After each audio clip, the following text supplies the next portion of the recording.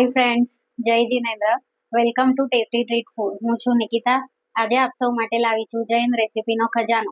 તો આજે આપણે અહીંયા બનાવવાના છે summer special drinks mango coconut milkshake. તો ચલો હવે આપણે સ્ટાર્ટ કરીએ. હવે આપણે ઇન્ગ્રેડિયન્ટ્સ જોઈ લઈએ. આપણે જે ચટણીમાં યુઝ કરતા હોય એ નારિયેળ છે, જેની મેં છાલ કાઢી લીધી છે. તો હાફ બાઉલ કોકોનટ છે અને હાફ બાઉલ મિલ્ક છે, બેવનો પલ્પ કરી લીધો છે. મેંગો છે, તકમરિયા છે, આઈસ ક્યુબ છે, સાકર છે, ચોપ કરેલી મેંગો છે, રોઝ વોટર છે, વેનીલા આઈસ્ક્રીમ છે, મિલ્ક છે. હવે મેં અહીંયા એક મિક્સર જાર લીધું છે. તો હવે આપણે આમાં બધા ઇન્ગ્રેડિયન્ટ્સ એડ કરી દઈએ. 1 બાઉલ કોકોનટ પલ્પ છે, હાફ બાઉલ જેવું મેંગો છે, સુગર છે 3 ટેબલ સ્પૂન,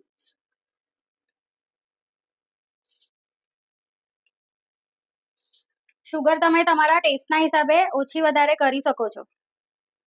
રોઝ વોટર છે 1 ટેબલ સ્પૂન. આપણે આ બધું ફાઇનલી ગ્રાઇન્ડ કરી લઈએ. તમે જોઈ શકો છો આ બધું ગ્રાઇન્ડ થઈ ગયું છે, બટ થોડું ઠીક છે એકદમ. તો હવે આપણે આમાં હાફ કપ જેવું મિલ્ક એડ કરીએ અને ફરી એકવાર ગ્રાઇન્ડ કરી લઈએ. હાફ બાઉલ મિલ્ક એડ કરું છું. હવે ગ્રાઇન્ડ કરી લઈએ. હવે આપણું પ્રોપર ગ્રાઇન્ડ થઈ ગયું છે. હવે આપણે આને ગાળી લેશું. આપણે ગાળી લેશું. અમે એક ચાળણીમાં કાઢી લીધું છે.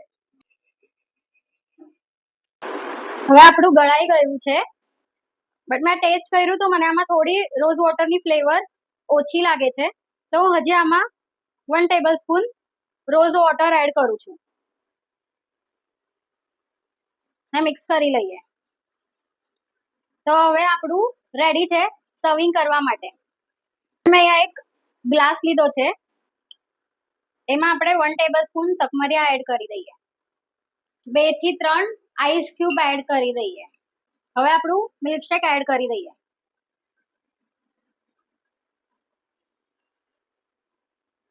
આપણે આના પર 1 સ્કૂપ વેનીલા આઈસ્ક્રીમ એડ કરી દઈએ. થોડું ગાર્નિશિંગ માટે ફાઇનલી ચોપ કરેલા મેંગો છે એ આપણે એડ કરી દઈએ, હાફ ટેબલ સ્પૂન જેવા. હવે આપણે સ્ટ્રો મૂકી દઈએ. તો હવે આપણું આ રેડી છે mango coconut milkshake. And enjoy. મારી ચેનલને લાઈક, સબસ્ક્રાઇબ, શેર કરજો. Thank you for watching.